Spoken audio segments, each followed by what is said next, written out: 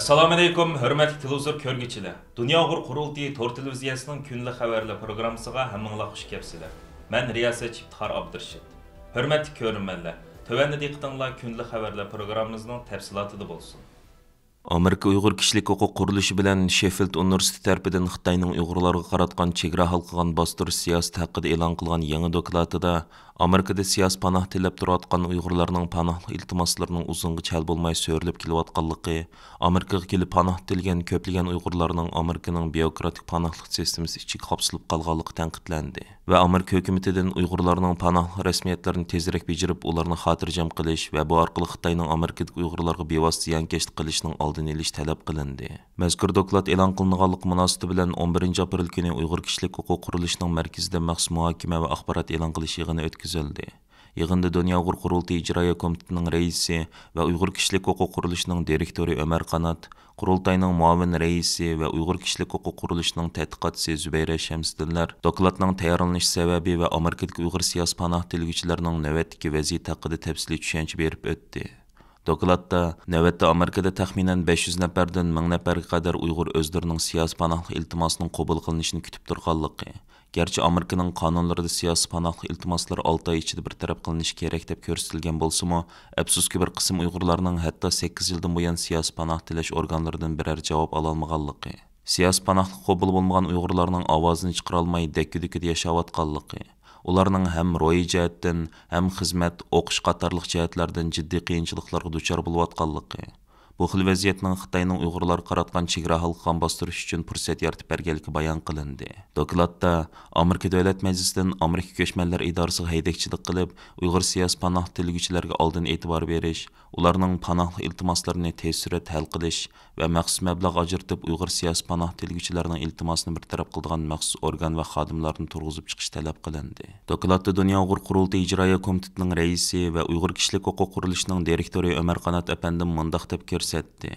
Amerika bo'lsa Uyg'urlarni izchil qo'llab kelayotgan va Xitoydan Uyg'ur irqiy qirg'inchiligini to'xtatishni talab qilib kelayotgan bir davlat. Şoňa Amerikadagi Uyg'ur siyosiy panoh tilguvchilarining iltimosini qabul qilish bo'lsa, Amerika hukumatı besishga tegishli eng aqlli qadamlarning biri. Chunki Amerikaga kelib siyosiy panoh tilgan Uyg'urlarning soni unchola ko'p emas. Ularning iltimoslarini bejirishmi unchola tasma emas. Amerika o'z Uyg'urlarning irqiy qirg'inchilik uchrayotganligini e'lon qildi.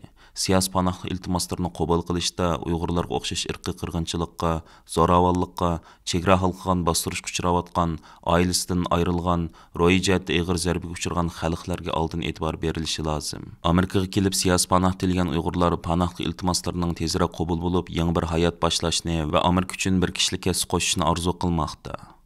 Dokladda navbatda Amerikada siyosiy panoh tilab turayotgan va panoh iltimosi hech qabul bo'lmagan Uyg'urlar duch kelayotgan turli qiyinchiliklar, Uyg'ur Kishilik Huquq Qurilishi va Amerika Uyg'ur birlashmasining ularning qiyinchiliklarini azaytish uchun elib berayotgan tirishchiliklari tafsiliy o'rin olgan.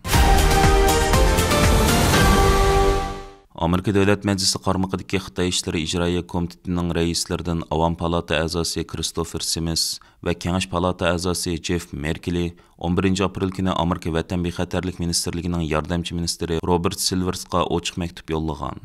Maktubda ular 2022 yildan boshlab ijro qilinishga boshlagan Uyg'ur majburiy emkining oldini olish qonun loyihasini ijro qilinish bosqichida ko'rilayotgan bir qator masalalar, jumladan 3-davlat orqali majburiy emgak mahsulotlarini g'arb bozoriga eksport qilish qilmishlarini surishti qilgan.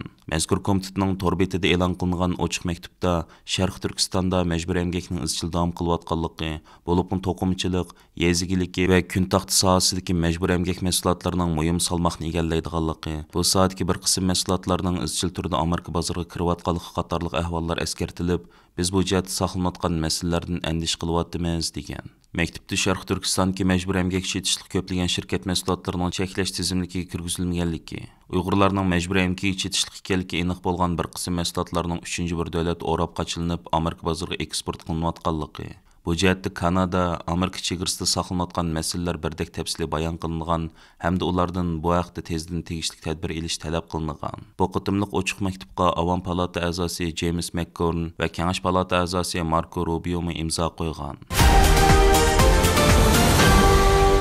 Yevropa İttifaqının icraiyat organi bo'lgan Yevropa Komissiyonining raisi Ursula von der Leyen 6 aprel Xitoyni ziyorat qilib qaytib kelgandan keyin bergan bayonotida o'zining bu qitimqi safar natijasi sifatida Yevropa Xitoy o'rtaq mablag' silish kelishimining butunlay to'xtaganligini jakarlagan. Uzun yillardan buyon jiddiy talash tortishda turayotgan Yevropa Xitoy o'rtaq mablag' silish kelishimi Uyg'ur irqiy qirg'inchiligi va Uyg'ur majburiy emgaki sababli Amerika hukumatining, Yevropa parlamentining va Dunyo Uyg'ur qurultiyi boshchiligidagi Uyg'ur tashkilotlari va xalqaro kishilik huquq tashkilotlarining kuchli qarshiligiga uchrab kelgan edi. Politico gazetining bu vaqtdagi xabarda aytilishicha, bu kelishim haqidagi suhbat 2013-yildan buyon davom qilayotgan bo'lib, bu qitim Xitoy raisi Xi Jinping bilan bo'lgan yuzturan suhbatda bu masala haqida bir og'izmi so'z bo'lmagan.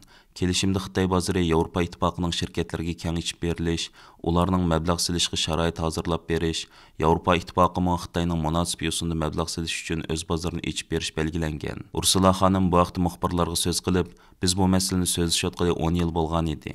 Bugun bu kelishim haqidagi suhbat o'ldi degan. Dunyo Uyg'ur qurultiyining raisi Dolqin Iso apandim bu vaqt qilgan so'zida Yevropa Xitoy o'rtaq mablag' silish kelishimining butunlay to'xtaganligidan mamnun bo'lganligini, Sharq Turkistonda Uyg'urlarga qarta irqiy qirg'inchilik yurgizayotgan, Uyg'urlarni majburiy emgakka selayotgan, jazo lagerlari tuzumini hozirgacha davom qildirayotgan Xitoydek bir mustabid davlatga Yevropa iqtisodiy jihatdan e'tibor berish siyosatlarini yo'lga qo'yishning mohiyat Xitoyning jinoiy qilmishlariga sherik bo'lish ekanligini, Şoň Yevropa ittifoqining yuqorqi qarorining qarshi ilishga tegishli bir qaror ekanligini ifoda qildi.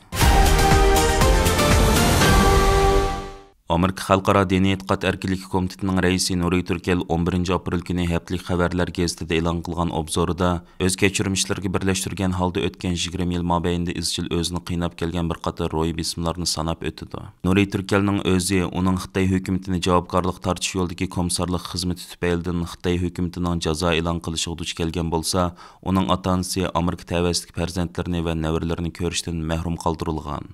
Hatta 2022 yil aprelda dadisi vafot bo'lganda Nuriy Turkelning vatanga berib dafn marosimiga qatnash imkoni bo'lmagan. 20 yillik judolikdan keyin opsi bilan Amerika tavasida jam bo'lishga shuncha tirishgan bo'lsa-mu, opsiga pasport berilmaganlikdan bu orzusi amalga oshmagan.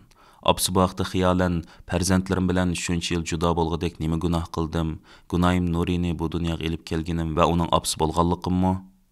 Agar shundoq bo'ldigan bo'lsa, 20 yil buningga yetmamdi deb savol qo'ysimi, buning javob topilmagan. Bu ishlarga Amerika hukumati tabasidagi bir qism yuqori darajalik amaldorlar aralashib baqqan bo'lsa-mu, yo o'z borolmaslik, yo ular kelolmaslikdek mushkulotdan natija chiqmagan. Nuriy Turkel mush ishlarni umumlashtirib, muhojiratga Uyg'urlarning ko'p qismi dal mush xil ro'y fojianing azobini tortmoqda. Amerika fuqaroligini ilib, Amerika hukumatining yuqori darajalik ma'muriy amaldori bo'lgan mening holim bu bo'lsa, minglagan boshqa Uyg'urning holi qandoq bo'lmoqchi deb savol qo'ydi. Nuriy Turkelning qarashicha, Amerika hukumati izchil davom qildirib kelgan diplomatiya shaklida aralashishdek og'zaki masala hal qilish chorasi Xitoyga oqmaydi. Xitoy hukumati o'zlarining bu jihatdagi qilmishlari uchun tegishli jazoga uchramasa, ular yanada bilganini qilaverdi. Buning uchun Amerika hukumati Xitoy zulmidan qochib chiqqan Uyg'urlarni makonlashtirish va ularning haqiqiy bexatarligiga kepillik qilishni oldin o'ylash bilan birga, mushkildagi ro'y fojianing dardini tortayotgan Uyg'urlar masalasiga bevosita qo'l tiqishi, bu jihatda texim ko'p aktiv harakatlarni vujudga chiqarishi, shu orqali Xitoy hukumatiga kuchli bir ogohlantirish yo'llash navbatdagi eng muhim choralardan biri hisoblanadi. Aziz ko'ruvchilar, yuqorida diqqatingizga kunlik xabarlar programmamizning tafsilotini sundik. Kila qatimliq sonimizgacha ko'rishgich omon bo'lgaysizlar. Stansimizning YouTube kanaliga a'zo bo'lishni unutmang. Allohga omonat.